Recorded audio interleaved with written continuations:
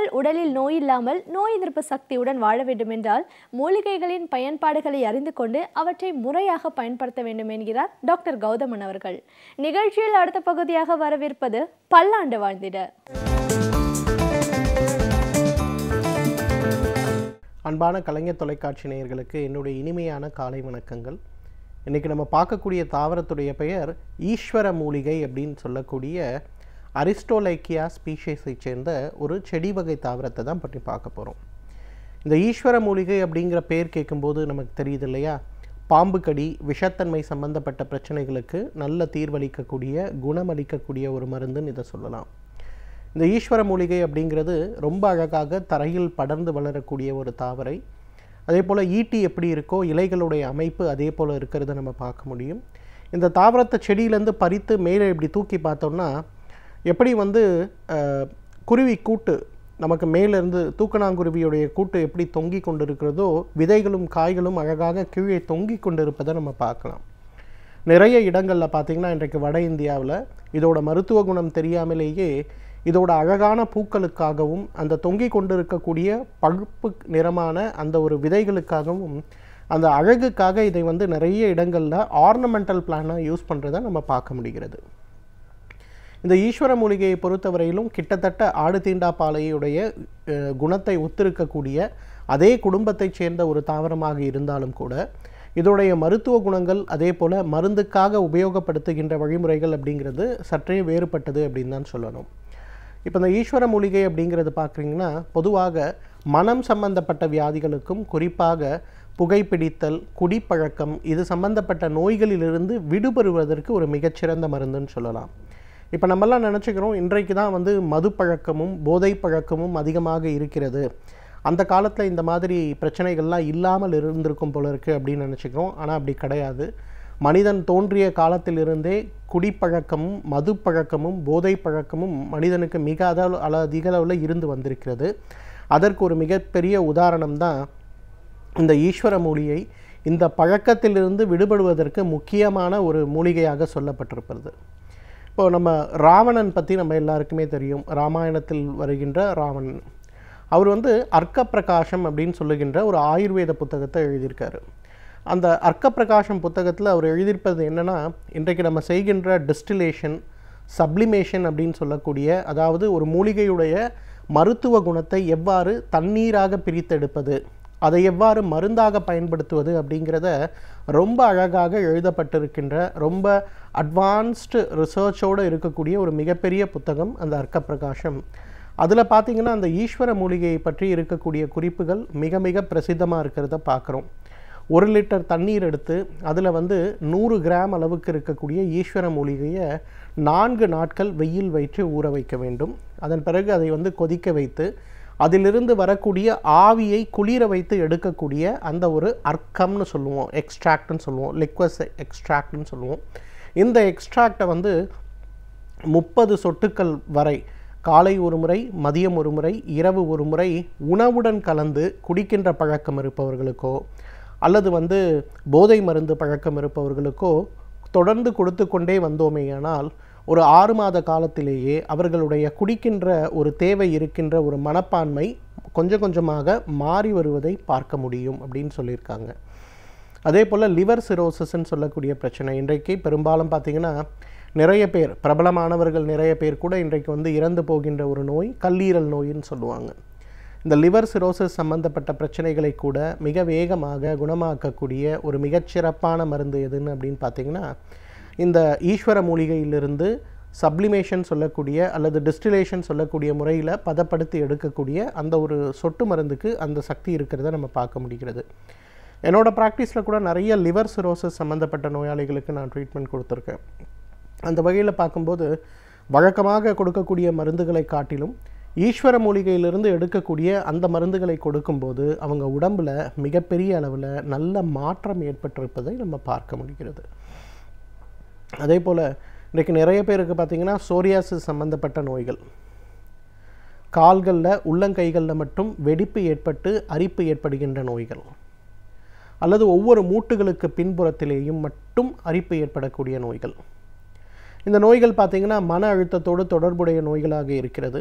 மன அழுத்தத்தோடு தொடர்புடைய நோய்களாக இருக்கும்போது அந்த நோய்களுக்கு வழக்கமாக தோள்களுக்கு கொடுக்கக்கூடிய எந்த மருந்துகளும் முறையான வகையில் அவங்களுக்கு உதவி செய்யாமல் இருக்கிறத நம்ம பார்க்குறோம். அந்த வகையில் இருக்கும்போது இந்த வகையான தோல் நோய்களை குணப்படுத்துவதற்கு மிகச்சிறந்த மருந்து இந்த ஈஸ்வர மூலிகை. பொதுவாக நம்ம கிராமங்களில் கூட நிறைய இடங்களில் பார்க்கலாம். தோல் சம்மந்தப்பட்ட நோய்கள் ஏற்படும் போது இந்த ஈஸ்வர மூலிகையை நல்லா எடுத்துகிட்டு வந்து அரைச்சி சாறு எடுத்துருவாங்க. அந்த சாரோட சுத்தமான பசுனை சம அளவு சேர்த்து அதை கொதிக்க வைத்து நெய் பதத்தில் இறக்கி அந்த நெய்யை என்ன பண்ணுவாங்கன்னா ஒரு மண்டலம் அளவுக்கு காலையில் ஒரு வேளை ஒரு ஸ்பூன் சாப்பிடுங்க அப்படின்னு சொல்லி கொடுப்பாங்க. இன்றைக்கும் நம்ம தமிழகத்தில் இருக்கக்கூடிய நிறைய நாட்டு வைத்தியர்கள் சித்த வைத்தியர்கள் கொடுக்கக்கூடிய ரொம்ப காமன் ஹெர்ப்னு இதை சொல்லலாம். இதை செய்யும்போது பார்த்திங்கன்னா உடலில் இருக்கக்கூடிய தோல் நோயை உண்டாக்கக்கூடிய காரணிகள், அந்த தோல் நோயினால் ஏற்படுகின்ற அரிப்பு சம்பந்தப்பட்ட பிரச்சனைகள், அதனால் ஏற்படுகின்ற தழும்பு சம்பந்தப்பட்ட கோளாறுகள், இவை எல்லாமே படிப்படியாக குணமாகிறத நம்ம பார்க்க முடியும், படிப்படியாக குறையிறதையும் நம்ம பார்க்க முடியும். அதே போல் அர்டிகேரியான்னு சொல்லக்கூடிய தோல் நோய், மாலை நேரங்களில் உடலில் முள்ளு குத்துவது போல் சுள்ளுன்னு இருக்கும். ஏதோ குத்துகிறதே அப்படின்னு சொல்லி சொரிஞ்சிட்டோன்னா அந்த இடம்லாம் பார்த்திங்கன்னா வரி குதிரைக்கு வர மாதிரி வெள்ளை வெள்ளையாக கோடு கூட ஆயிரும், வீங்கிரும். ஆனால் ஒரு 15 நிமிஷம் கழித்து பார்த்தா அந்த மாதிரி பிரச்சனை எனக்கு இருந்ததா அப்படிங்கிற அளவுக்கு முழுமையாக மறைந்து போயிருக்கிறத பார்க்கலாம். அந்த அளவுக்கு மிகச் சிறப்பான ஒரு நோய் எது அப்படின்னு கேட்டிங்கன்னா இந்த அர்டிகேரியா. இந்த அர்டிகேரியாவை குணப்படுத்துவதற்கு மிகச் சிறப்பான மருந்து எதுன்னு பார்த்திங்கன்னா இந்த ஈஸ்வர மூலிகை தான் சொல்லணும். இந்த ஈஸ்வர மூலிகையுடைய சூரணம் இன்றைக்கு நம்மளுடைய நாட்டு மருந்து கடைகளில் பொதுவாகவே கிடைக்கும். அதை நல்லா ஒரு 100 கிராம் அளவுக்கு வாங்கிக்கோங்க. நல்ல தேங்காய் எண்ணெய் ஒரு 1 லிட்டர் அளவுக்கு எடுத்து அதில் இந்த 100 கிராம் பொடியை போடுங்க. அதை ஒரு வெள்ளை துணியில் கட்டி மாடியில் வெயிலில் வந்து 48 நாட்கள் வைங்க. அதன் பிறகு வடிகட்டி அந்த எண்ணெயை மட்டும் எடுத்து உடல் முழுவதும் தடவி ஒரு மண்டலம் தினசரி குளித்து பாருங்கள். அர்டிகேரியான்னு சொல்லக்கூடிய அந்த தோலை அரிப்படுத்தக்கூடிய அந்த நோய் மறைந்து போகிறத நம்ம பார்க்க முடியும். எனவே நேர்களே, இந்த ஈஸ்வர மூலிகையை பொறுத்தவரையிலும் நான் ஏற்கனவே சொன்ன மாதிரி போதை மருந்து சம்பந்தப்பட்ட பிரச்சனைகளிலிருந்து வெளிப்படுவதற்கும், குடிப்பழக்கத்திலிருந்து வெளிவருவதற்கும், ஈரல் சம்பந்தப்பட்ட கோளாறுகளுக்கும் மற்றும் தோல் நோய்களுக்கும், அர்டிகேரியான்னு சொல்லுகின்ற அலர்ஜி தோல் நோய்களுக்கும் இயற்கை கொடுத்திருக்கின்ற மிகச்சிறந்த அருமருந்து. தகுந்த மருத்துவ ஆலோசனையின் பேரில் சரியான முறைப்படி இதை உபயோகப்படுத்தி வந்தோமேயானால் நம்மாலும் பல்லாண்டு காலம் ஆரோக்கியமாக வாழ்ந்திட முடியும். சமூகத்தில் நடக்கும் நல்ல நிகழ்வுகளில் நம்முடைய பங்களிப்பு என்னவாக இருக்கிறதோ அதே போன்று தீய நிகழ்வுகளை தட்டி கேட்பதிலும் நம்முடைய பங்களிப்பு இருக்க வேண்டும் என்கிறார் எழுத்தாளர் மனுஷபுத்திரன் அவர்கள். நிகழ்ச்சியில் அடுத்த பகுதியாக வரவிருப்பது தீதும் நன்றும்.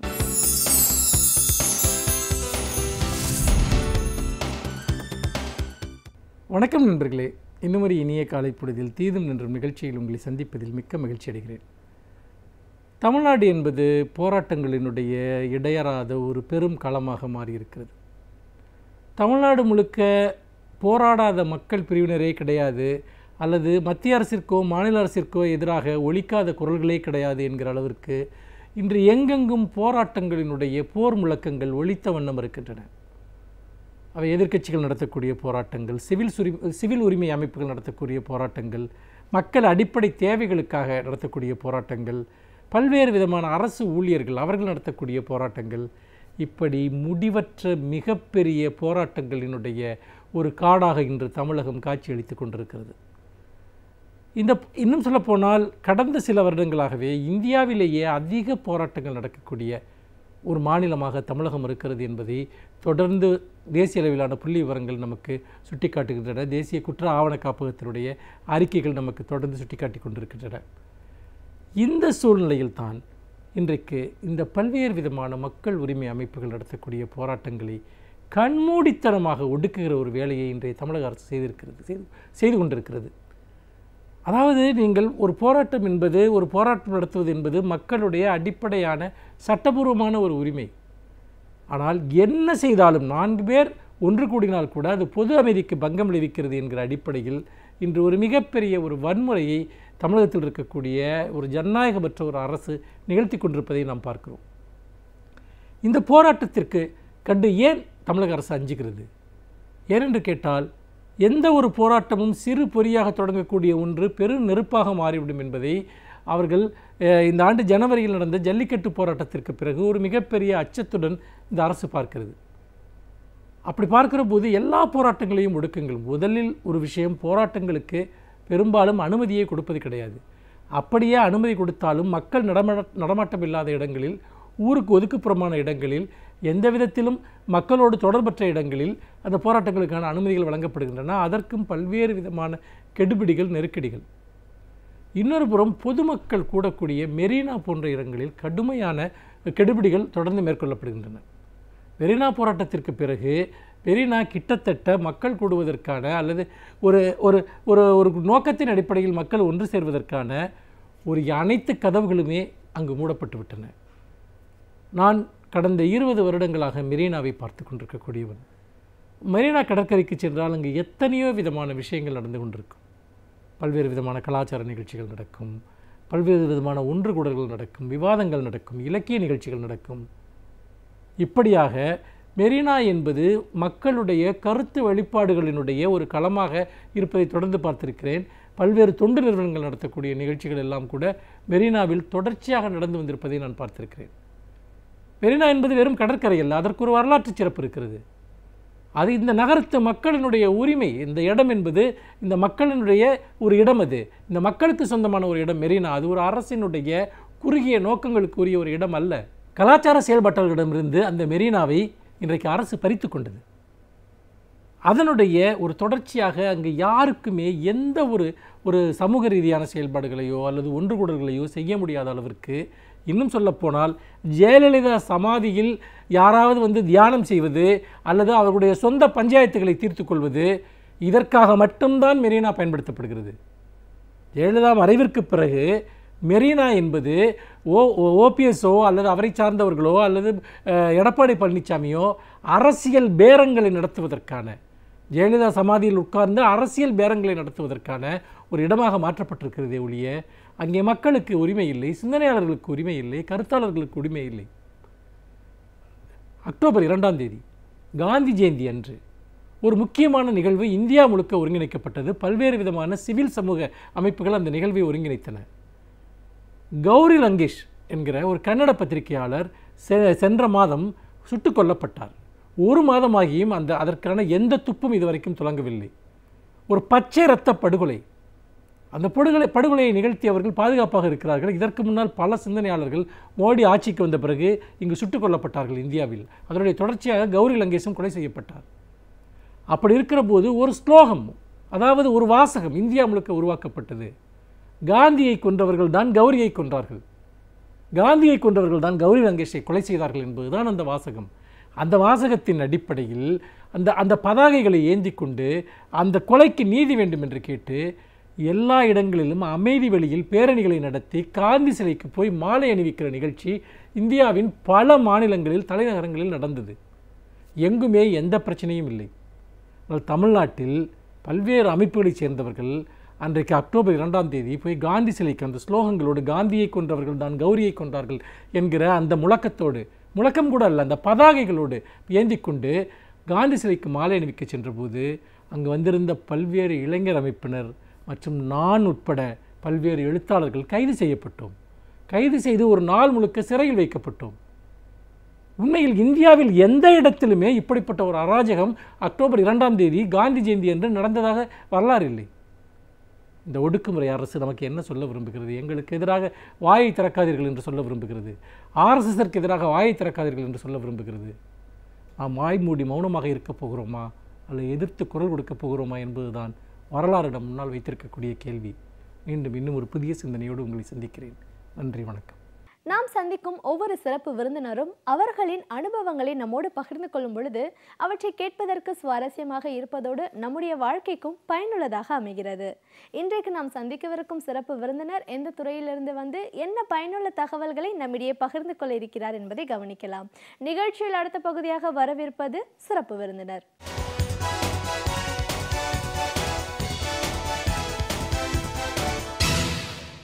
வணக்கம் நேயர்களே, விடியலை வா நிகழ்ச்சியின் சிறப்பு விருந்தினருக்கான நேரம் இது.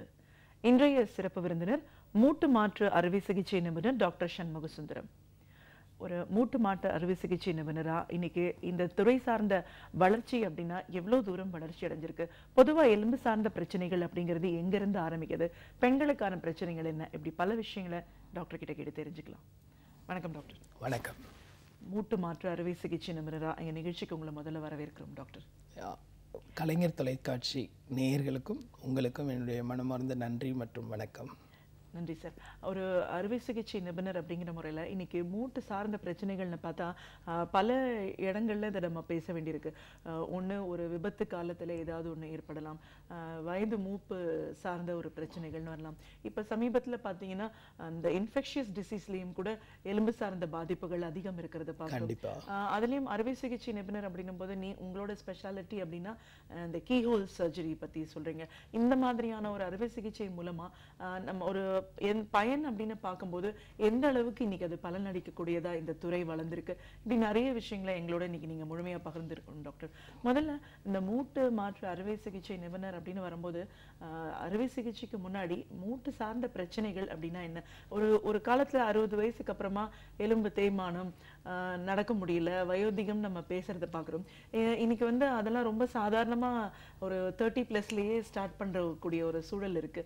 ஸோ இப்போ எலும்பு சார்ந்த பாதிப்புகள் பிரச்சனைகள் அப்படின்னா எங்க எப்படி ஆரம்பிக்குது? முதல்ல குழந்தைகள்லேருந்தே இந்த விஷயங்கள் பாதிப்பு ஆரம்பிக்கிற காலகட்டத்தில் நாம் இருக்கிறோம்.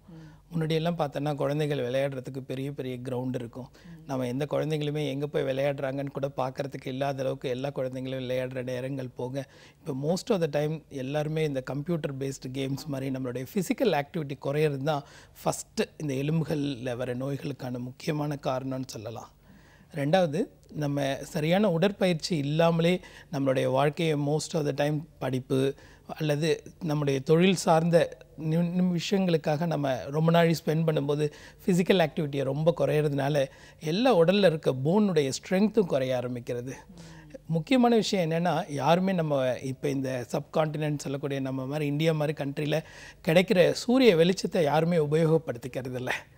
ஒரு நாளைக்கு ஒரு 30 நிமிஷம் காலையில் ஒரு 6 to 8 அல்லது சாயந்தரம் ஒரு 4 to 6 ஒரு ஜென்ரலாக வாக்கிங் போனாலே பலவிதமான நோய்களை எலும்புலேருந்து நம்ம தவிர்க்க முடியும் கண்டிப்பாக. ஆனால் இந்த சின்ன வயசில் நம்ம பண்ணுற சின்ன சின்ன மிஸ்டேக்னால குழந்தைங்களுக்கு அந்த ஒரு நார்மல் ஒரு சாயந்தர டைமான விளையாடு அப்படின்னு சொன்ன பாரதியினுடைய எந்த வார்த்தைகளும் நம்மளால் இப்போ கடைப்பிடிக்க முடியாத சூழ்நிலையில் இருக்கும். ஸோ இதுதான் ஃபஸ்ட்டு ஆரம்பம்னு சொல்லுவார். இடைப்பட்ட காலங்களுக்கு அப்புறம் இன்னும் கொஞ்சம் நாள் கழித்து பார்த்தீங்கன்னா நம்மளுடைய ஒரு வேலைக்கு போகிற காலகட்டங்கள் அல்லது படிக்கிற காலகட்டங்கள், இப்போ படிப்பினுடைய சுமை உடலினுடைய ஆரோக்கியத்தை பாதிக்கிற அளவுக்கு இப்போ ஜாஸ்தியாக இருக்குது. ஸோ அந்த பீரியடில் நம்ம கான்சன்ட்ரேஷன் மோர் டுவர்ட்ஸ் எஜுகேஷன் அப்படிங்கிற ஒரு கான்செப்டில் நம்ம நிறைய பேர் இருக்கிறதுனால அந்த உடலுக்கு என்ன முக்கியமான உடற்பயிற்சி செய்யணும், எப்படி நமக்கு 24 மணி நேரம் கிடைக்கும்போது எனக்கு படிக்கிறதுக்கே டைம் இல்லைன்னு சொல்லிட்டு இருக்காங்களோ, ஆனால் அதில் அரை மணி நேரம் அவங்க உடம்புக்காக அவங்க பார்த்துக்கிட்டாங்கன்னா இந்த பிரச்சனைகள் பல விதத்தில் குறைக்க முடியும். எளிமையான உடற்பயிற்சிகள், யோகா, இது எல்லாமே நம்மளுடைய எலும்புகளை பாதுகாக்கிறதுக்கு ரொம்ப முக்கியமான விஷயமா இருக்கும். மிடில் ஏஜ் அப்படின்னு நம்ம எடுத்துக்கிட்டோன்னு பார்த்தீங்கன்னா, மிடில் ஏஜில் மோஸ்ட் காமன் திங்ஸ் 2 விஷயங்கள். ஒன்று, ஃபீமேல் பொறுத்த வரைக்கும் 30 to 40 அப்படின்னு வரும்பொழுது நிறைய ஹார்மோனல் சேஞ்சஸ் வரும்.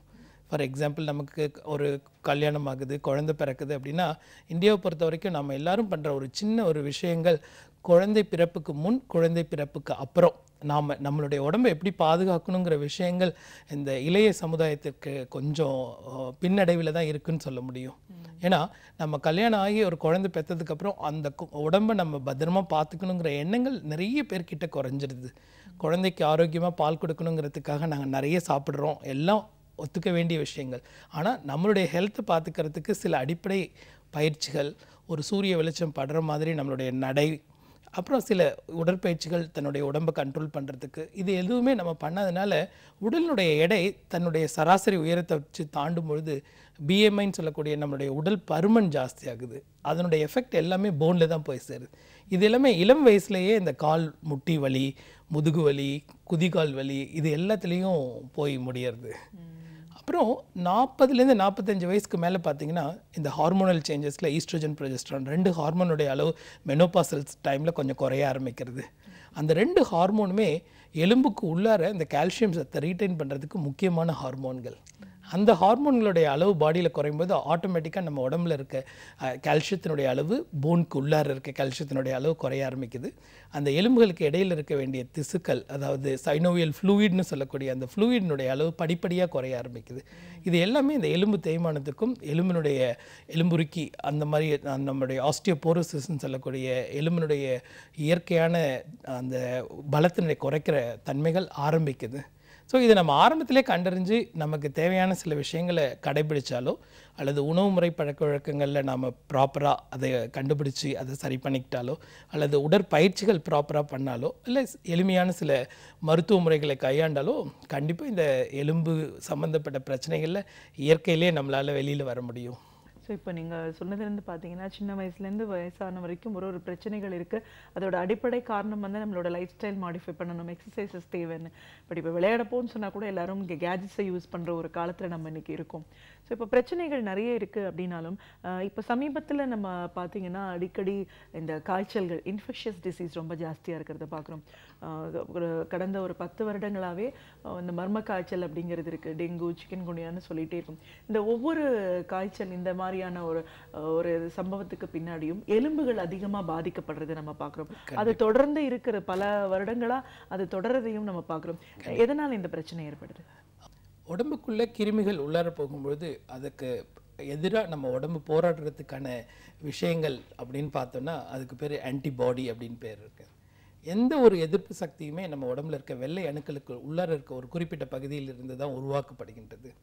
இந்த பாக்டீரியா அல்லது வைரஸ் உள்ளார போகும்பொழுது அதை எதிர்த்து போராடுறதுக்கான அந்த செல்கள் எப்படி ஃபார்ம் ஆகுது அப்படின்னு பார்த்தீங்கன்னா சர்ஃபேஸ் கோடிங் மாதிரி. ஃபார் எக்ஸாம்பிள், ஒரு பாக்டீரியா அல்லது வைரஸ் உள்ளார போகும்போது அதை ஏபிசி அப்படின்னு அதை புரிஞ்சுக்குது அப்படின்னா உடம்புக்குள்ளே எப்போ அந்த ஏபிசிங்கிற பொருள் உள்ளார போனாலும் அதை எதிர்த்து போராடுறதுக்கான ஒரு பொருள் நம்ம உடம்புல ஒரு தடவை உருவாச்சுன்னா அது உருவாகி அது அப்படியே தான் இருக்கும்.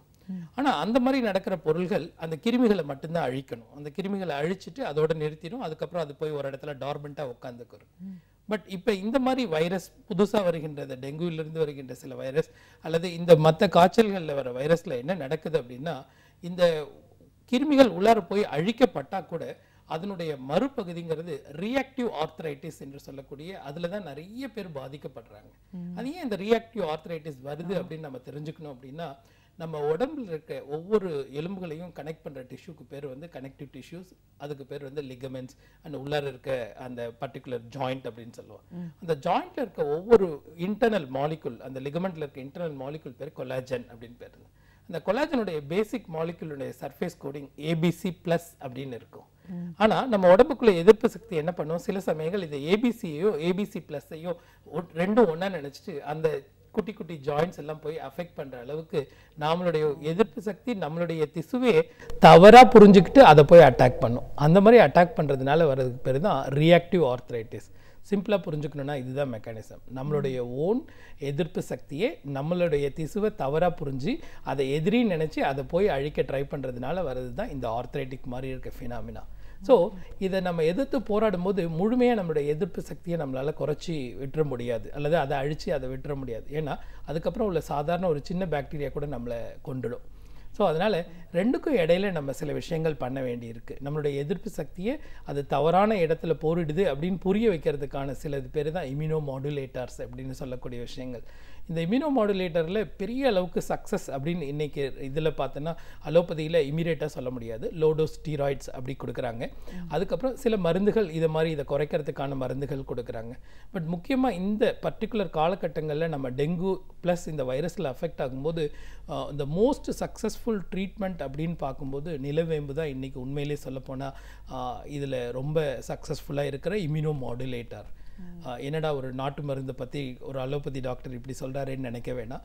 உலகத்தில் நம்ம எந்த மூலையில் இருந்தாலும் நம்மளுடைய இயற்கை மருந்துகளுக்கு இருக்கிற பலம் வேறு எதுலேயுமே கிடையாது. இந்த டாக்டர் சொல்கிறாங்க அந்த டாக்டர் சொல்கிறாங்கன்னு நினைக்க வேணாம். அந்த நிலவேம்பினுடைய பவர் நம்மளுடைய பாடியில் இருக்க இம்யூன் சிஸ்டத்தை மாடிஃபை பண்ணி நல்ல திசுக்களை பாதுகாத்து கெட்ட திசுக்களை மட்டுமே அழிக்கக்கூடிய திறனை வளர்க்குது. நிறைய பேருக்கு இது தெரியாது இருக்குது. அது not only for chikungunya, not only for dengue fever, for நம்மளுடைய ஜென்ரல் பாடி இம்யூனிட்டியை ரைஸ் பண்ணுறதுக்கு இது எல்லாமே ரொம்ப உதவுது. அது மட்டும் இல்லாமல் நம்ம உணவில் சில முறைகளை கடைப்பிடிக்கும் போது இதனுடைய பலன் அதிகப்படுத்துதுன்னு சொல்கிறாங்க. நம்மளுடைய சிறிய வெங்காயம், பூண்டு, இந்த சாதாரண சின்ன உணவில் நம்ம சேர்க்குற விஷயம் தானே நம்ம நினைப்போம். பட் இவை எல்லாமே நம்மளுடைய இம்யூனோ மாடுலேட்டரில் வருகின்ற முக்கியமான விஷயங்கள். வாரத்தில் ஒரு தடவை வேத்தலை நம்மளுடைய வேப்ப இலையினுடைய கொழுந்து சாப்பிடுன்னு வீட்டில் சொல்லுவாங்க கிராமத்தில்.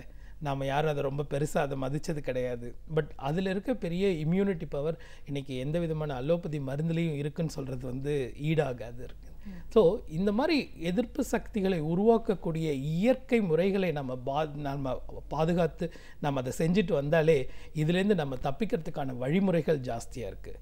சப்போஸ் வந்துடுச்சு இந்த ஸ்டேஜில் நம்ம என்ன பண்ண முடியும் அப்படின்னு பார்த்தீங்கன்னா, அலோபதியில் there are various levels of treatments are there. First எடுத்ததும் அதுக்குள்ளே பேசிக் ஆன்டி இன்ஃப்ளமேட்டரி தெரப்பி கொடுக்கலாம், கூடவே ஃபிசிக்கல் தெரப்பி கொடுக்கலாம். சம்டைம்ஸ் அதுலேயும் மாடிஃபை பண்ண முடியாதவங்களுக்கு there are lot of immunomodulator therapy அப்படின்னு இருக்குது. அதெல்லாம் கொடுக்கும்போது இதை படிப்படியாக குறைச்சி கொண்டு வந்துட முடியுது. பட் இயற்கையில் நம்ம புரிஞ்சுக்கணுன்னா நம்மளுடைய எதிர்ப்பு சக்தியை நாமளே அதிகப்படுத்தும் முறையில் தான் இதை குணப்படுத்துமே ஒழிய மாத்திரைகளால் இதை குணப்படுத்தணும் அப்படின்னு நினைக்கிறது தவறு. அப்படி குணமாகிறதுக்கு கூட அது ரொம்ப நாளாகுது. சரியா போன அப்புறம் கூட அந்த எலும்பு சார்ந்த பிரச்சனைகள் குறைய ரொம்ப காலதாமதம். அது என்ன ஆகுறதுன்னா, எந்த ஒரு வியாதியுமே மோர் தென் 3 monthsக்கு மேலே இருந்தால் we call it as somatopsychic disorder அப்படிமோ.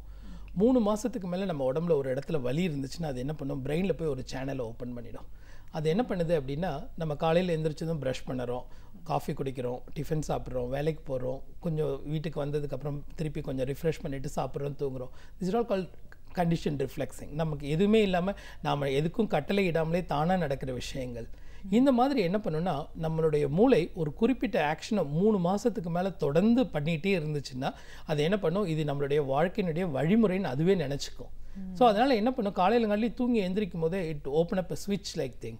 So காலையில் எழுந்திரிக்கும் போதே நம்மளை அறியாமலே ஐயோ நமக்கு கையில் வலிக்குது, காலில் வலிக்குது அப்படிங்கிற மனசில் எண்ணங்களை உருவாக்கிடும்.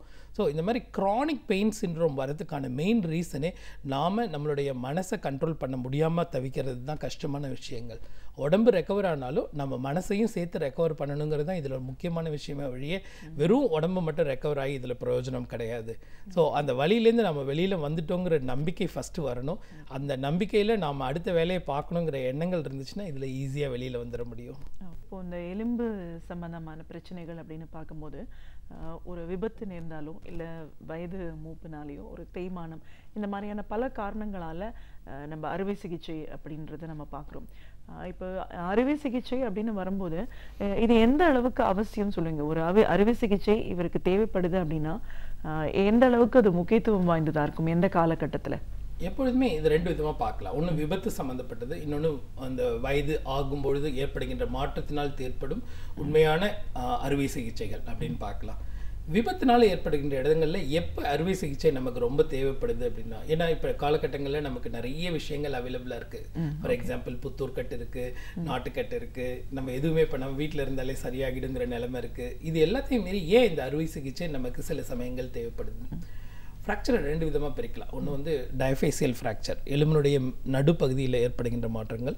இன்னொன்று பெரிய ஆர்டிகுலர் ஃப்ராக்சர், மூட்டு பகுதியில் ஏற்படுகின்ற ஃப்ராக்சர்ஸ் அப்படின்னு சொல்லுவோம்.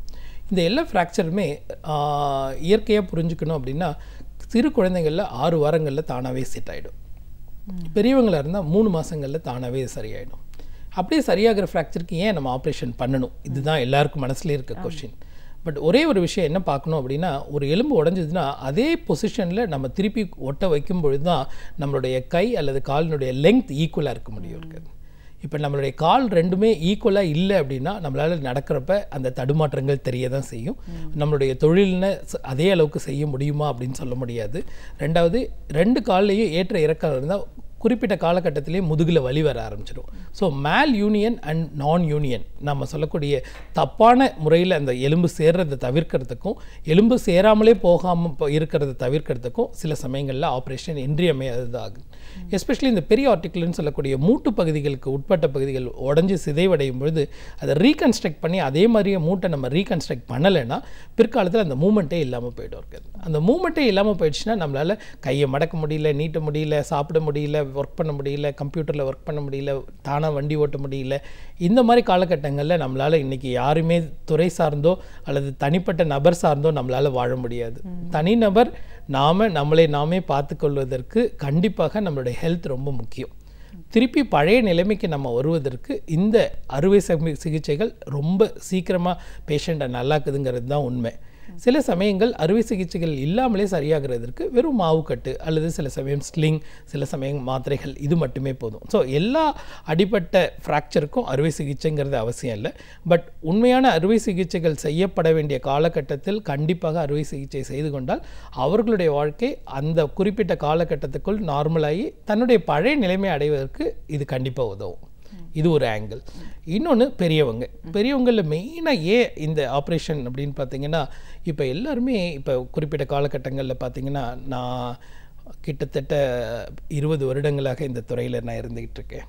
முன்னாடியெல்லாம் பார்த்தா 50 அல்லது 60 வயசில் வந்தாலே டாக்டர் ஆப்ரேஷன் பண்ணலாமா, அப்பாவுக்கு ரொம்ப வயசாயிடுச்சு, இந்த வயசில் நாம் ஆப்ரேஷன் பண்ணால் நல்லா இருக்குமா அப்படின்னு கேள்வி கேட்ட காலங்கள் போக, இந்த கடந்த 1 வருடங்களில் 90 வயதுக்கு மேற்பட்ட பெரியவர்களுக்கு நான் ஆப்ரேஷன் செய்தது மட்டும் more than 50 people இருப்பாங்க. இன்றைக்கு காலையில் கூட 90 வயதில் ஒருத்தங்களுக்கு ஆப்ரேஷன் செய்துட்டு தான் இங்கே வந்து உட்காந்துருக்கேன். இந்த 90 வயது 80 வயசு 85 வயதுகளில் காமனாக நடக்கிற மாற்றங்கள் என்னென்னா, ஒரு பாத்ரூம் போவாங்க, வழுக்கி விழுந்துருவாங்க, இடுப்பெலும்பு முறிஞ்சு போகும். 80% ஆஃப் த ஃப்ராக்சர்ஸ் இந்த ஏஜ் குரூப்பில் இந்த மாதிரி நடக்கிறது தான். 2 விஷயங்கள்னால இது நடக்குது. ஒன்று, கூடவே இந்த ஏஜில் வந்து sugar, BP and others parameters இருக்கும். ஏதோ ஒரு காரணத்தினால தலை சுற்றும் போது டமால்னு கீழே விழுறதுனால இந்த மாதிரி வரலாம், அல்லது கீழே விழுந்ததுனால அந்த மயக்கங்கள் வரலாம். இது ரெண்டுமே ஒன்றோட ஒன்று கூட சேர்ந்து தான் இருக்கும். இந்த மாதிரி ஃப்ராக்சர் வரும்போது அந்த காலகட்டங்களில் அப்படியே போட்டுருவாங்க. இதுக்கு மேலே இவங்களுக்கு வைத்தியம் பண்ணி நம்மளால் என்ன பண்ண முடியும் அப்படிங்க. இப்போ அப்படி இல்லை. எல்லாருடைய நிலைமைகளும் நாளை காலையில் அவங்கவுங்க வேலைக்கு போனால் தான் வீட்டை பார்த்துக்க முடியுங்கிற ஒரு சூழ்நிலை. ரெண்டாவது, பெரியவங்களுக்கு தான் யாரையும் டிபெண்ட் பண்ணி இருக்கக்கூடாதுங்கிற மனநிலை. மூணாவது, அவங்கவுங்களுடைய வாழ்க்கையை கடைசி வரைக்கும் இண்டிவிஜுவலாக பார்த்துக்கணுங்கிற ஒரு எண்ணங்கள். இதெல்லாம் இருக்கும் பொழுது அவங்கள திருப்பி நம்மளுடைய அதே நிலைமைக்கு கொண்டு வர்றது இந்த மருத்துவ சமுதாயத்தின் மிகப்பெரிய கடமை. வயது ஆகிவிட்டதுங்கிற ஒரே ஒரு காரணத்துக்காக நம்ம ஆப்ரேஷன் செய்ய முடியுமா முடியாதாங்கிற காலகட்டத்தை நம்ம தாண்டிட்டோம்.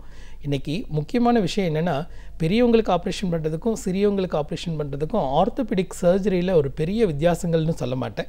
அதுக்கு சில டெக்னிக்கல் சேஞ்சஸ் உண்டு, அது ஈஸியாக நம்ம கற்றுக்க முடியும். முக்கியமான விஷயம் அனஸ்தீஷியா. நமக்கு அந்த மயக்க மருந்து கொடுத்து அவங்கள மயக்க மருந்துலேருந்து வெளியில் கொண்டு வர்றது தான் இதில் மிகப்பெரிய விஷயம். இன்றைக்கு இருக்கிற சூழ்நிலையில் மயக்க மருந்து துறை மிகப்பெரிய அளவில் விரிவடைஞ்சிருக்கு. இப்போ 90 வயசு 100 வயசுங்கிறதெல்லாம் ரொம்ப சாதாரணமாக அனஸ்தீஷியா கொடுக்குற அளவுக்கு, அந்த அளவுக்கு நல்ல மயக்க மருந்து நிபுணர்கள் வந்துட்டாங்க. ஸோ அவங்கெல்லாம் நம்ம இண்டஸ்ட்ரியினுடைய பேக் போன் மாதிரி இருக்குங்க. நல்ல அனஸ்தட்டிஸ்ட் இருக்கும் பொழுது நம்மளால் இந்த அறுவை சிகிச்சைகளை எளிமையாக பண்ண முடியும். மிக உயர்ந்த கருவிகள் நமக்கு இப்போ ஈஸியாக கிடைக்குது.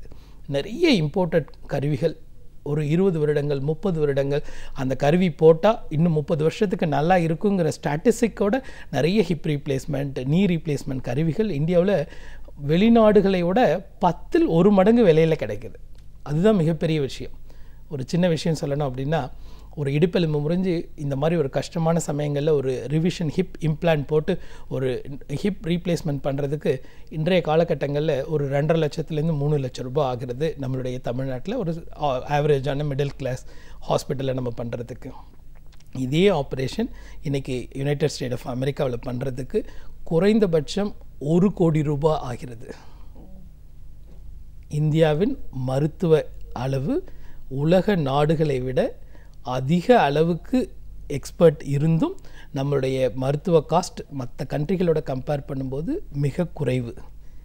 இந்த நிலைமைகள் எப்பொழுதும் நமக்கு நீடித்து எல்லாருக்கும் இந்த நல்ல பலன் கிடைக்கிறது தொடர்ந்து இருக்கணுங்கிறது தான் இந்த மருத்துவத்துறையினுடைய நீண்ட நாள் வேண்டுகோள்.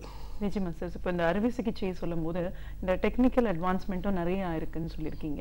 முன்னாடி ஒரு அறுவை சிகிச்சை செய்யறதுக்கும் இப்போ வந்து இந்த நுண்துளை அறுவை சிகிச்சை மூலமா பார்க்கும்போது நிறைய மாறுபாடுகள்ல நம்ம ரொம்ப சீக்கிரமா இயல்பு நிலைக்கு திரும்புறதுக்கான வாய்ப்புகள் இருக்குறாங்க. ஒரு அறுவை சிகிச்சை நிபுணரா எந்த அளவுக்கு இது சாத்தியப்படுது? நுண்துளை ஆப்ரேஷனுங்கிறது மெயின்லி இப்போ இந்த யங் ஏஜ் குரூப் மாதிரி இருக்குது. Especially very common with playing people, like especially football, volleyball, இந்த மாதிரி நம்ம விளையாடும்போதோ இல்லை கிரிக்கெட் விளையாடும்பொழுதோ கால் தடுமாறி கீழே விழுறதுங்கிறது இயற்கை. அதை நம்ம தவிர்க்க முடியாது. ஒரு கால் ஓடி வந்து ஒரு இடத்துல நின்று பவுலிங் போடும்போது டமால்னு கீழே விழுந்தானா என்ன ஆகும் அப்படின்னா 2 முட்டிக்கும் இடையில இருக்க லிகமெண்ட்ஸ் பாதிக்கப்படுதுன்னு அர்த்தம். ரொம்ப காமனாக எடுத்துகிட்டா ஒரு முட்டியை மட்டும் நம்ம எடுத்துக்கிட்டோன்னா 3 முக்கியமான லிகமெண்ட்ஸ் இருக்கும். ஒன்று பேர் மெனிஸ்கஸ், இன்னொன்று பேர் ஏசிஎல் அண்ட் பிசிஎல்னு சொல்லக்கூடிய உள்ளார இருக்க 2 லிகமெண்ட் அண்ட் கொலாட்டரல் லிகமெண்ட். இது 6 இல்லைன்னா நம்மளால் நடக்க முடியாது, ஓட முடியாது, ஓடி போய் ஒரு இடத்துல நிற்க முடியாது இருக்குது. இந்த லிகமெண்ட்ஸ் தான் ரொம்ப காமனாக இன்ஜுரி ஆகும் ஸ்போர்ட்ஸை பொறுத்த வரைக்கும். ஷோல்டரை பொறுத்த வரைக்கும் there is something called rotator cuff and labral tear. இது 2 ரொம்ப காமனாக ஆகுங்க. இந்த மாதிரி லிகமெண்ட் இன்ஜுரியில் வரவங்கள 3 விதமாக நாங்கள் பிரிப்போம்.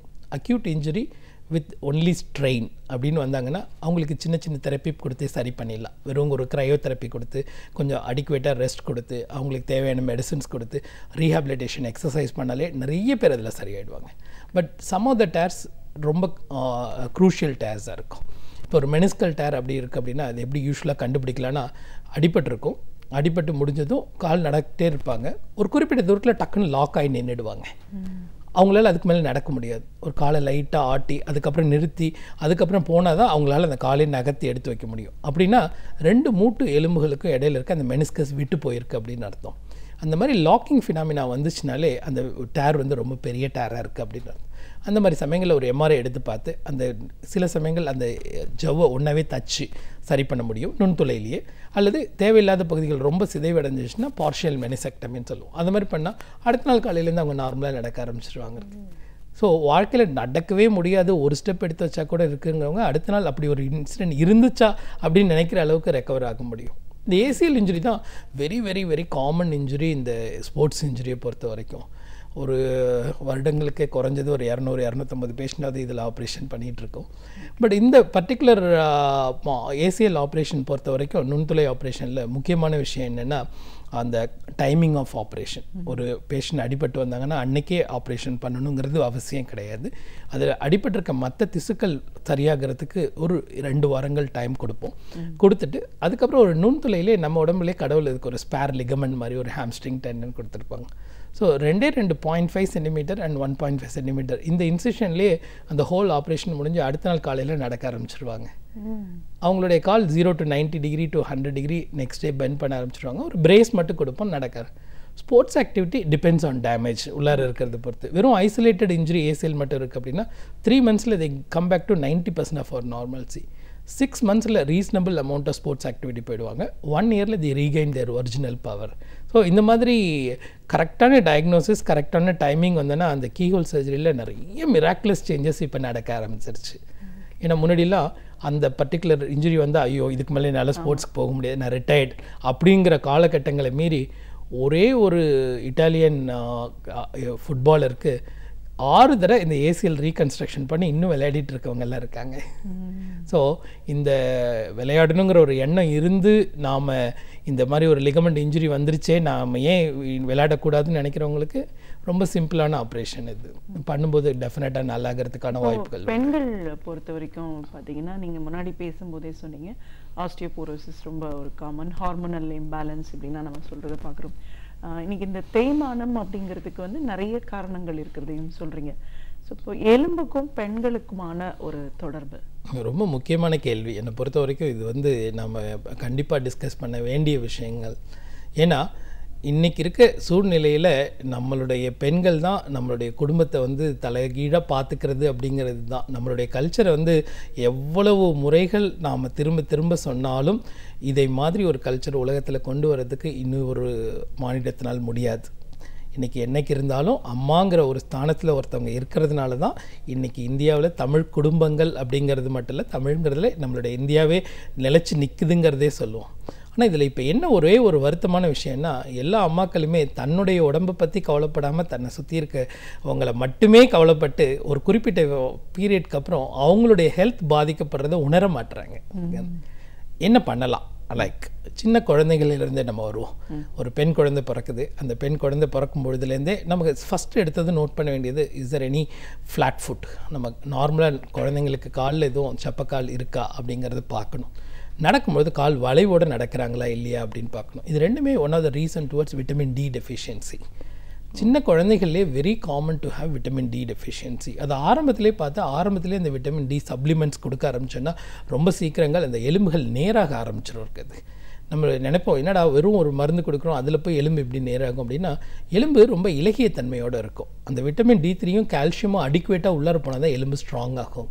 வெறும் கால்சியம் மட்டும் உள்ளார கொடுத்து வெறும் விட்டமின் D3 இல்லாமல் இருந்துச்சுன்னா அந்த எலும்பு கொஞ்சம் வளைய ஆரம்பிக்கும். அதில் தான் நிறைய பவுலெக்ஸ் அண்ட் ஃப்ளாட் ஃபுட்ஸ் எல்லாம் நிறைய பார்க்க ஆரம்பிக்கிறோம்.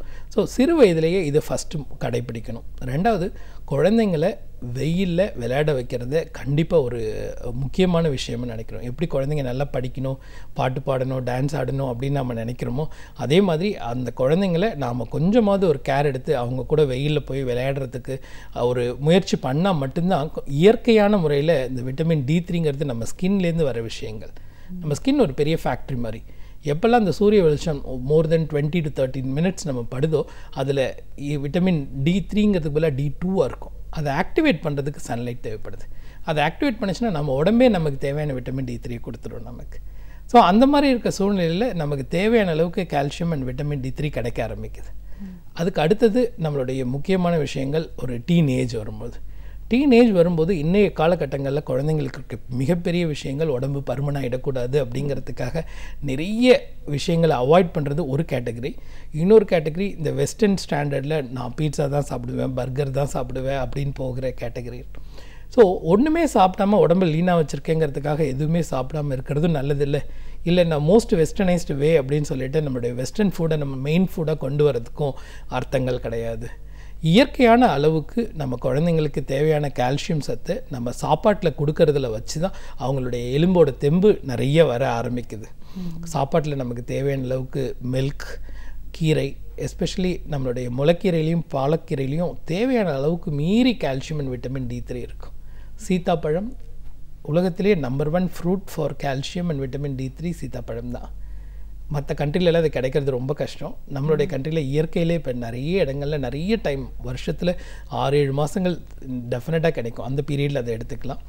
அப்புறம் அத்தி, இந்த பழங்கள் எல்லாமே ஒவ்வொரு குறிப்பிட்ட பழங்கள்லையும் ஒரு குறிப்பிட்ட சத்து இருக்கும்.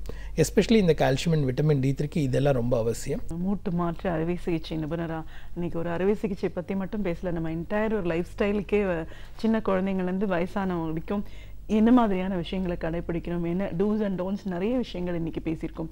இன்ஃபெக்ஷியஸ் டிசீஸ்னால போன்ஸ் எப்படி பாதிக்கப்படுது, சின்ன வயசுலேருந்தே விளையாடுற அந்த எக்ஸசைசஸ் அப்படிங்கிறத நம்ம விட்டுட்டோம்னாலே அது இந்த மாதிரியான ஒரு பாதிப்புகளுக்கு கொண்டு போகுது. ஒரு விஷயமும் அன்றைக்கி நம்மளுக்கு எல்லாமே நம்ம சிஸ்டம் பண்ணி கொடுத்துருக்காங்க. அதுலேருந்து நம்ம இன்றைக்கி டிவியேட் ஆகி போகிறதுனால தான் இன்றைக்கி நிறைய பிரச்சனைகள் வர்றதுக்கு அது காரணமோ அப்படின்னு எலும்பு சார்ந்த நிறைய விஷயங்களை எங்களோட நீங்கள் முழுமையாக பகிர்ந்ததுக்கு நன்றி. நாம் அறிந்திருக்க வேண்டிய பல அரிய தகவல்களை அழகிய தமிழில் தொகுத்து இனிமையாக ஒவ்வொரு நாளும் வழங்கி வருகிறார் பேராசிரியர் சுபவீரபாண்டியன் அவர்கள். இன்றைக்கு நமக்காக என்ன பயனுள்ள தகவல்களை கொண்டு வந்திருக்கிறார் என்பதை கவனிக்கலாம். நிகழ்ச்சியில் அடுத்த பகுதியாக வரவேற்பது ஒன்றை சொல் நன்றி சொல்.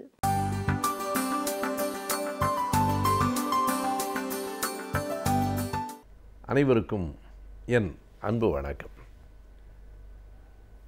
தஞ்சையிலே வாழ்ந்து கொண்டிருக்கிற மூத்த எழுத்தாளர்களில் ஒருவரான ஐயா பே. மருதவாணன் அவர்கள் சில நாள்களுக்கு முன்னால் எனக்கு ஒரு கடிதம் எழுதியிருக்கிறார். அந்த கடிதத்தில் இந்த செய்தி குறித்து ஒன்றே சொல் நன்றே சொல் பகுதியில் ஏன் நாம் பேசக்கூடாது என்று கேட்டிருக்கிறார். அவர் எழுப்பியிருக்கிற அந்த செய்தி சரியான சிக்கல் உடைய செய்திதான். எனவே அது குறித்து நாம் சிந்திக்கலாம். பொதுவாக இன்றைக்கு ஒரு புதிய சொல் வழக்கிற்கு வந்திருக்கிறது. காலந்தோறும் அறிவியல் மாற்றங்களை பொறுத்தும் சமூக மாற்றங்களை பொறுத்தும் புதிய சொற்கள் வந்து சேரும். அவற்றுள் ஒன்று வாடகை தாய் என்பது. வாடகை வண்டி தான் நாம் அறிவோம், வாடகை மிதிவண்டி.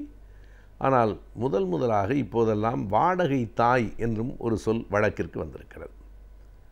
கணவனுக்கும் மனைவிக்கும் இடையில் இயல்பாக குழந்தை பேறு வாய்க்கவில்லை என்று சொன்னால் அறிவியலின் வளர்ச்சி போக்கில் உயிர் அணுவை எடுத்து இன்னொரு பெண்ணின் கருப்பையில் வைத்து அந்த பெண்ணின் கருப்பையிலிருந்து குழந்தையை பெற்றுக்கொள்வது என்பதுதான் இப்போது வந்திருக்கிற புதிய முறை. இது அடிப்படையாக சரிதானா என்கிற விவாதங்களெல்லாம் இன்றைக்கும் பழமைவாதிகளிடம் நடந்து கொண்டிருக்கின்றன. அது சரிதான் என்பது அறிவியல் பகுத்தறிவு உலகம் சார்ந்தவர்கள் ஏற்றுக்கொள்ளுகிற செய்தி. இதற்கு தொடக்கம் எங்கே இருக்கிறது என்றால், அது சோதனை குழாய் குழந்தையிலிருந்து வருகிறது. சோதனை குழாய் குழந்தை என்பது 1978 இங்கிலாந்தில் முதலாக பிரவுன் என்று ஒரு குழந்தை பிறந்தது. தாயும் தந்தையும் இணையாமல் செயற்கை குழாயின் மூலமாக ஒரு குழந்தையை உற்பத்தி செய்து அந்த குழந்தை இன்றைக்கும் நன்றாக இருக்கிறது என்பது ஒரு பெரிய செய்தி. இதில் இன்னொரு பெரிய வியப்பு, நாம் அறிவோம், இந்த சிந்தனையை ஏறத்தாழ இந்த 1978 சோதனை குழாய்க்கு ஏறத்தாழ 30-40 ஆண்டுகளுக்கு முன்பே ஒரு திருமண வீட்டில் ஐயா பெரியார் அவர்கள் தற்செயலாக சொல்லியிருக்கிறார். ஒரு காலம் வரும், ஆணும் பெண்ணும் இல்லாமலேயே ஒரு குழாயில் குழந்தையை பெற்றுக்கொள்ளுகிற காலமெல்லாம் வரும் என்று சொல்லியிருக்கிறார். அது வந்தது. அது 1978. அதற்கு பிறகு மெல்ல மெல்ல இது நடைமுறைக்கு வருகிற போது த சராகேட்டிவ் மதர் என்கிற சொல்லும் அதற்கு பின்னால் வந்தது. அந்த சராகேட்டிவ் மதர் என்பதைத்தான் இன்றைக்கு நாம் வாடகை தாய் என்கிறோம். இதற்கு அடுத்த கட்ட வளர்ச்சி ஒன்றும் வந்தது. அது 1993 குளோனிங் என்று பெயர். அதாவது படி எடுப்பது, படி ஆக்கம். ஒரு ஆட்டுக்குட்டி அப்படி குளோனிங்கில் பிறந்த ஆட்டுக்குட்டி என்று அது உலகம் முழுவதும் பேசப்பட்ட செய்தி. நம்மை மாதிரியே இன்னொரு மனிதன் இருப்பானா என்று கேட்டால் இயல்பாக சொல்லுகிற ஒரு செவி வழி செய்தி உண்டு, ஒருவரை போல 7 மனிதர்கள் உலகத்தில் இருப்பார்கள் என்று. அதற்கு எந்த விதமான அறிவியல் ஆதாரமும் இல்லை, அப்படி சொல்லப்படுகிறது. ஆனால் நம்முடைய திரைப்படங்களில் கதைகளில் இரட்டையர்களாக பிறக்கிறவர்கள் ஒரே மாதிரியாக இருக்கிறார்கள் என்று நாம் படித்திருக்கிறோம், பார்த்திருக்கிறோம். அப்படியே இரட்டையராக என்றால் அவரை மாதிரி என்று கூட அல்ல, அவராகவே எந்த மாற்றமும் இல்லாமல் ஒருவரை உருவாக்குவது தான் குளோனிங் என்பது, படி ஆக்கம். இப்படியெல்லாம் வந்திருக்கிற இந்த கட்டத்தில் ஒரு குறிப்பிட்ட பெண்ணை வாடகை தாய் என்று சொல்லுவது அவரை இழிவுபடுத்துவதாக இல்லையா என்பதுதான் ஐயா மருதவாணன் அவர்களினுடைய கவலை.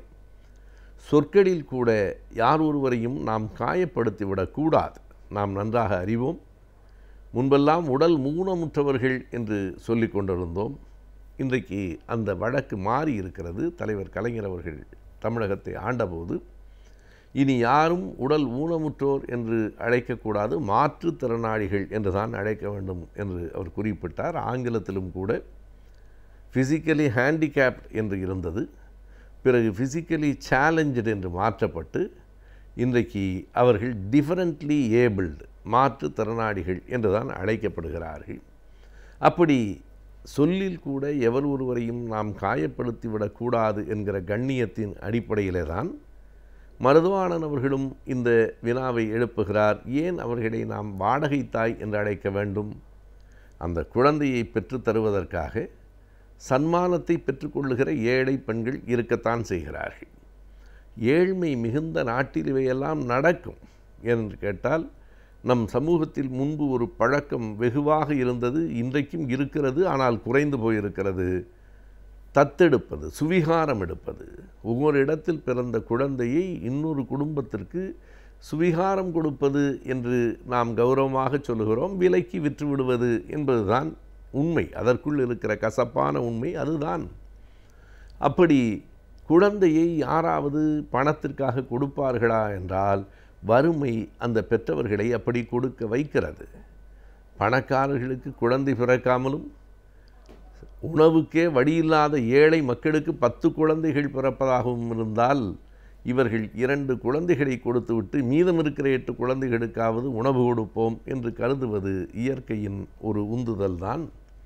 அப்படி இன்றைக்கு இது என்ன நிலைமை என்றால், தனக்கு குழந்தை பிறக்கும், ஆனால் வளர்க்க முடியாது.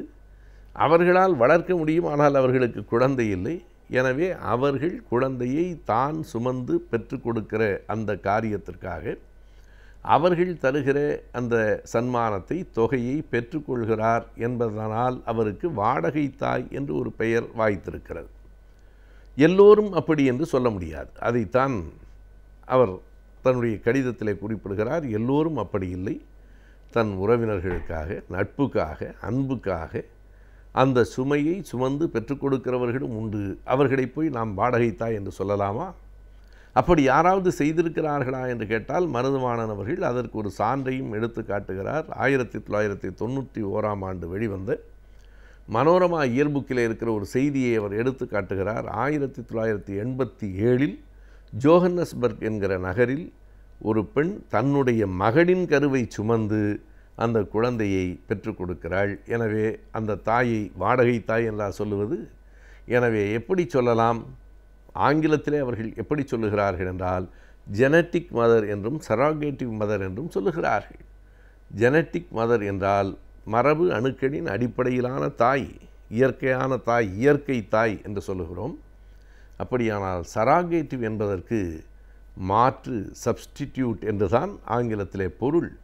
எனவே பதிலி தாய் என்று சொல்லலாம். அந்த சொல் வழக்கிலே இல்லை, புரியாது. எளிமையாக மாற்று தாய் என்று சொல்ல வேண்டுமே தவிர வாடகை தாய் என்று சொல்லக்கூடாது. அப்படி சொல்லி அவர்களை காயப்படுத்தக்கூடாது.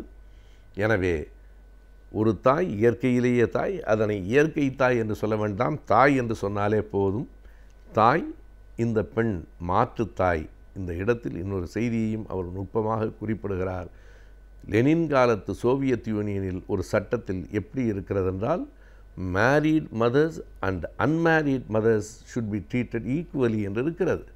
திருமணமாகி குழந்தை பெற்ற தாயானாலும் திருமணம் ஆகாமல் குழந்தை பெற்ற தாயானாலும் தாய்மார்கள் சம மதிப்புடன் நடத்தப்பட வேண்டும் என்று சோவியத் யூனியன் வெளியிட்டிருக்கிற அந்த சட்டத்தில் இருக்கிற அந்த கண்ணியம் ஒவ்வொரு நாட்டிலும் இருக்க வேண்டும் என்கிறார் எழுத்தாளர் மருதவாணன். தற்போது பரவி வரும் நோய்களை பற்றியும் அவற்றை தடுக்கும் முறைகள், சிகிச்சை முறைகளை பற்றி ஆலோசனை நேரத்தின் மருத்துவ பகுதியில் இப்பொழுது தெரிந்து கொள்ளலாம்.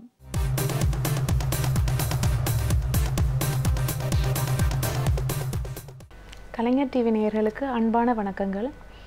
போன வாரம் நம்ம பெண்களுக்கு மிக முக்கியமாக ஏற்படுற பிரச்சனைகளை ஒன்றான பாலிசிஸ்டிக் ஓவேரியன் சிண்ட்ரோம், அதாவது சினைப்பை நீர்க்கட்டிகள், அது எதனால் வருது, சினைப்பை நீர்க்கட்டிகள் பாதிக்கப்பட்டவங்க எப்படி இருப்பாங்க, அவங்களுக்கு என்னென்ன ப்ராப்ளம்ஸ் எல்லாம் வரும், குழந்தையின்மை பிரச்சனை தவிர லாங் டேர்மாக அவங்களுக்கு என்னென்னலாம் பிரச்சனைகள் உண்டாகும் அப்படின்னு சொல்லி நம்ம பார்த்தோம்.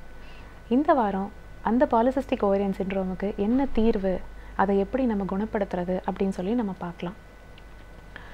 இதுக்கு தீர்வு உண்டா அப்படின்னு சில பேர் கேட்பாங்க. மேடம், இதுக்கு ஒரு நிரந்தர தீர்வு வேணும் மேடம், எனக்கு பாலிசிஸ்டிக் ஓவேரியன் சிண்ட்ரோம் வாழ்க்கையில் மறுபடியும் வரவே கூடாது அப்படின்னு சொல்லி கேட்பாங்க. ஸோ இதுக்கு நிரந்தர தீர்வுன்னு ஏதாவது ஒன்று இருக்கா, இந்த பிரச்சனை எங்கேருந்து ஸ்டார்ட் ஆகுது அப்படின்றதெல்லாம், நம்ம பிரச்சனை எங்கேருந்து ஸ்டார்ட் ஆகுதுங்கிறத நம்ம போன வாரம் பார்த்தோம். அதிகமாக கார்போஹைட்ரேட் எடுத்துக்கிறதுனால, ஈஸியாக செரிமானம் ஆகக்கூடிய கார்போஹைட்ரேட் எடுத்துக்கிறதுனால உடம்புல என்ன ஆகுதுன்னு கேட்டிங்கன்னா குளுக்கோஸ் லெவல் அதிகமாகுது. இந்த அதிகமாகிற குளுக்கோஸ் லெவலை கண்ட்ரோல் பண்ணுறதுக்காக பேன்க்ரியாஸ், அதாவது கணையம்லேருந்து இன்சுலின் லெவல் ரொம்ப ஜாஸ்தி ஆகுது. இந்த ஜாஸ்தியாகிற இன்சுலின் லெவல் தான் இந்த பிரச்சனைக்கு எல்லாம் ஸ்டார்டிங் பாயிண்ட், மூல காரணம் அப்படின்னு சொல்லி நம்ம போன வாரம் நம்ம பார்த்தோம். ஸோ இதை நம்ம எப்படி குறைக்கலாம், டயட்டில் குறைக்கலாமா, எக்ஸசைஸில் குறைக்கலாமா, இல்லை மருத்துவர் கொடுக்குற மாத்திரைகளை நம்ம கண்டிப்பாக எடுத்துக்கணுமா, இல்லை ஒரு தடவை எடுத்துக்கிட்டால் மறுபடியும் இது வருமா, திருப்பி வரவே வராதா, இப்படி பல கேள்விகள் நமக்கு இருக்குது. இதை ஒன்றொன்னா நம்ம பார்க்கலாம். ஃபஸ்ட்டு நம்ம டயட்லேருந்து ஸ்டார்ட் பண்ணலாம். என்ன மாதிரியாக உணவுகளை நம்ம எடுத்துக்கணும் அப்படின்னு சொல்லி பார்க்கலாம். பேசிக்கான ப்ராப்ளம் நம்ம சொன்னது, பிளட்டில் குளுக்கோஸ் லெவல் ஜாஸ்தி ஆகுது. அப்போ என்ன மாதிரி சாப்பாடை சாப்பிட்டா பிளட்டில் குளுக்கோஸ் லெவல் ஜாஸ்தி ஆகும்? கார்போஹைட்ரேட்ஸ், அதாவது ஸ்வீட்ஸ். முக்கியமாக நம்ம ஒரு பாயிண்ட்லேருந்து ஸ்டார்ட் பண்ணலாம். சுகர்லேருந்து ஃபஸ்ட்டு நம்ம ஸ்டார்ட் பண்ணலாம். இப்போ ஒரு ஆவரேஜாக ஒரு பெண் அப்படின்னு எடுத்துக்கிட்டோம் அப்படின்னா, ஒரு நாளைக்கு ஆவரேஜாக எத்தனை ஸ்பூன் சுகர் சாப்பிட்றாங்க, நம்ம ஒரு கால்குலேஷன் பண்ணலாம்.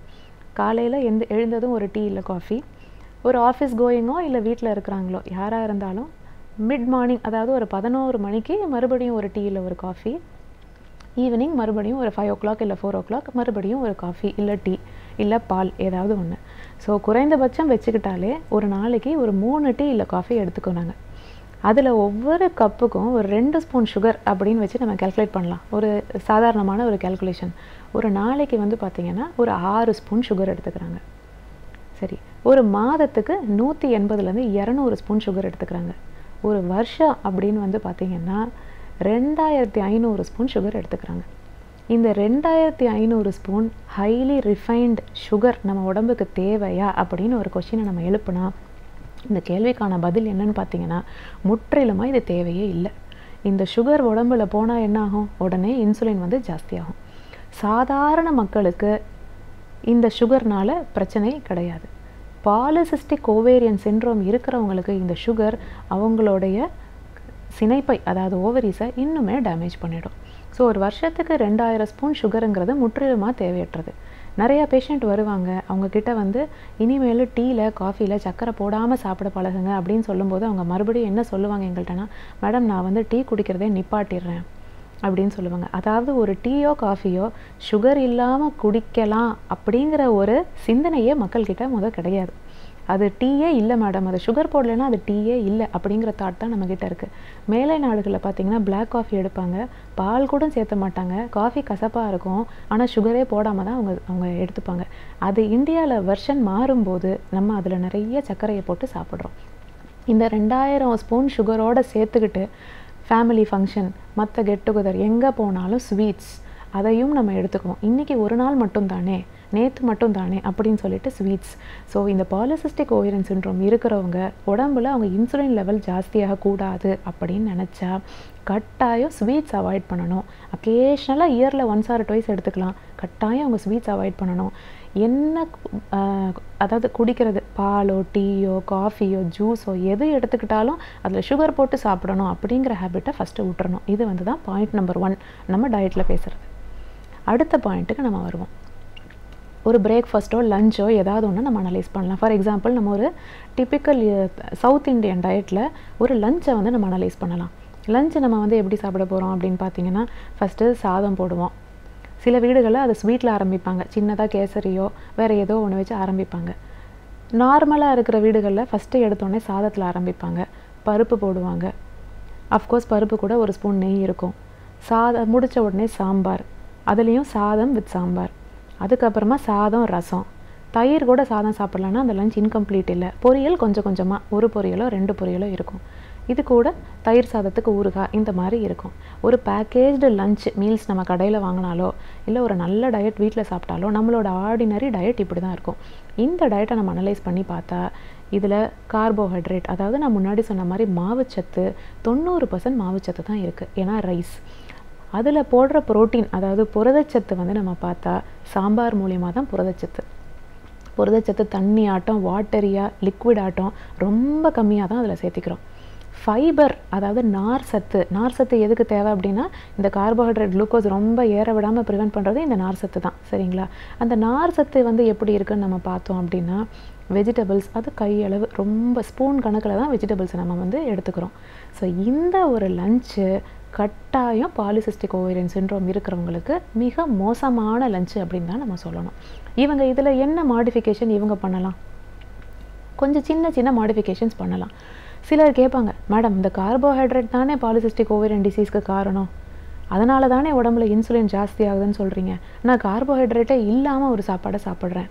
அது சாத்தியமற்றது, அது கட்டாயம் நம்மளால் முடியாது. ஏன்னா நம்ம உடம்புல டே டு டே ஃபங்க்ஷன்ஸுக்கு, மூளை வேலை செய்கிறதுக்கு, உடல் திசுக்கள் வேலை செய்கிறதுக்கு, நம்ம நடக்கிறதுக்கு, ஏன் தூங்கும்போது கூட நமக்கு எனர்ஜி வேணும். அந்த எனர்ஜியை முக்கியமாக கொடுக்குற சப்ஸ்டன்ஸ் வந்து கார்போஹைட்ரேட். அதை டோட்டலாக நம்ம டயட்லேருந்து கட் பண்ண முடியாது.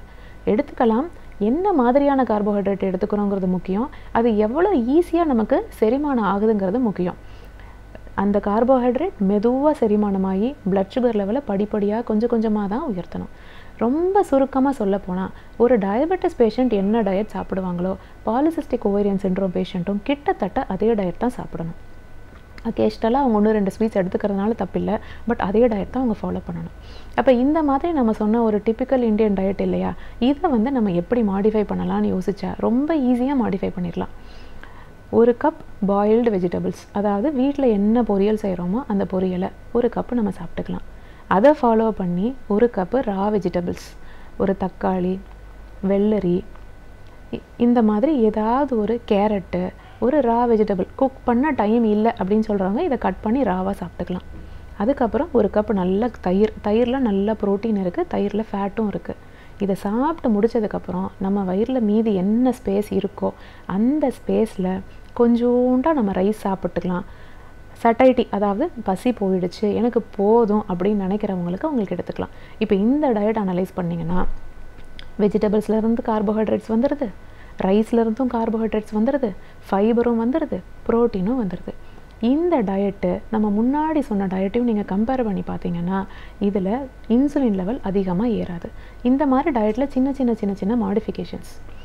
ஸோ முதல் பாயிண்ட் நான் சொன்னது சுகரை கட் பண்ணலாம். ரெண்டாவது பாயிண்ட் நான் சொன்னது டயட்டில் என்ன மாதிரி மாடிஃபிகேஷன்ஸ் பண்ணலான்னு சொன்னேன். மூணாவது பாயிண்ட் சொல்ல போகிறது ஃப்ரூட்ஸ்லேயும் ஃப்ரக்டோஸுங்கிற சுகர் இருக்குது. அந்த சுகரை நம்ம எப்படி சாப்பிடலாம்? ஃப்ரூட்ஸை 4-5 ஆரஞ்சு எடுத்து ஜூஸ் புழிஞ்சு கான்சென்ட்ரேட்டடாக ஜூஸாக குடிக்கிறதுக்கு பதிலாக நம்ம என்ன பண்ணலாம் அப்படின்னு கேட்டிங்கன்னா ஒரு ஆரஞ்சாகவே உரித்து டயட்ரி ஃபைபரோடு நம்ம அதை சாப்பிட்டுக்கலாம். ஸோ இதுதான் பாலிசிஸ்டிக் ஓவேரியன் சிண்ட்ரோம் அப்படிங்கிறதுக்கு நம்ம என்ன டயட் மேனேஜ்மெண்ட் பண்ண போகிறோம் அப்படின்றத பொறுத்தது.